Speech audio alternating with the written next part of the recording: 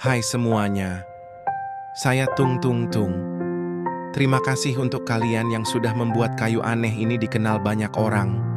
Bersama kalian, Ramadan tahun ini penuh dengan cerita, tawa, dan kenangan indah.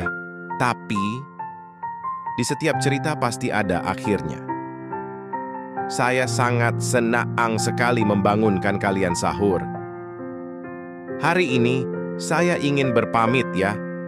Jujur, hati ini berat, sedih rasanya meninggalkan kalian semua.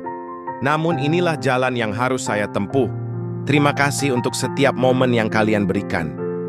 Untuk setiap tawa, setiap candaan, dan setiap kebersamaan.